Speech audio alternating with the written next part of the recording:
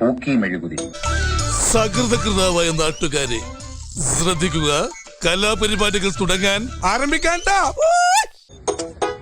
കടന്നു വരൂ, മെഴുകുതിരികൾ വാങ്ങിക്കാം, ഇരുട്ടിൽ നിന്നും രക്ഷ നേടാം. നിനക്കതൊക്കെ എങ്ങനെയാ സാധിക്കും? ഇവിടെ സംഭവിക്കുന്നത് തീർത്തും വ്യത്യസ്തമായൊരു നിലയാണ്. ഇപ്പോ കഴിഞ്ഞ ദിവസം രാത്രി 1.25 മണിക്കൂർ വൈദ്യുതി ഇല്ലാതെ കഴിയേണ്ടി വന്നവനാണ് ഞാൻ. ഇയാൾക്ക് തലയ്ക്കെന്താ തകരാറാണ് മേഡം? ഇത് യാറ് തുടർന്നാലും ഇത് തന്നെ ആയിരുന്നിരിക്കും അതിൻ്റെ അവസ്ഥ.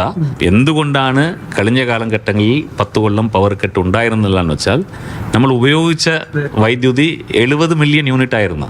ജൂലൈ 2026 കേരളം ഉപയോഗിക്കുന്നത് 90 മില്യൺ യൂണിറ്റാണ്. ഇത് കഴിഞ്ഞ ഒരു കാലഘട്ടത്തിൽ 10 അല്ല 15 കൊല്ലമല്ല 20 കൊല്ലം ഏത് കാലഘട്ടത്തും ഇങ്ങനെ ഒരു എമൗണ്ട് ഉപയോഗിച്ചിട്ട്. ഈ കഴിഞ്ഞ 10 വർഷക്കാലം ഈ പറയുന്ന രീതിയിലുള്ള പ്രശ്നങ്ങൾ നമുക്ക് നേരിടേണ്ടി വന്നിട്ടില്ല. എന്റെ വീട്ടിൽ 1.25 മണിക്കൂറാണ് വൈദ്യുതി ഇല്ലാതായത്. LDF-ന്റെ സമയത്ത് വൈദ്യുതി നിയന്ത്രണം ഏർപ്പെടുത്തിയ ദിവസങ്ങൾ ഞാൻ എടുത്തു പറഞ്ഞിട്ടുണ്ട്. ഏപ്രിൽ അവസാനത്തിൽ ആ ഗവൺമെന്റ് നിർബന്ധിതമായിരുന്നു. അതുപോലെ ഞങ്ങള് ഗവൺമെന്റ് വരുന്നതിന് മുമ്പ് മെയ് മാസം 10, 11 തീയതികളിൽ കേരളത്തിൽ വൈദ്യുതി നിയന്ത്രണം ഉണ്ടായിരുന്നു. ഞാൻ സഭയിൽ രേഖാമൂലം പറഞ്ഞതാണ്, സഭയുടെ റെക്കോർഡിലുള്ളതാണ്.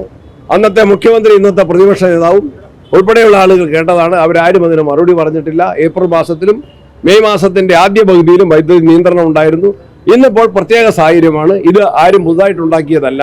എല്ലാവർക്കും മെഴുകുതിരി വിതരണം ചെയ്യണമെന്നുള്ളതാണ്. മെഴുകുതിരി തീപ്പെട്ടി വിതരണം ചെയ്യാനാണ് DYFI കണ്ടിരിക്കുന്നത്.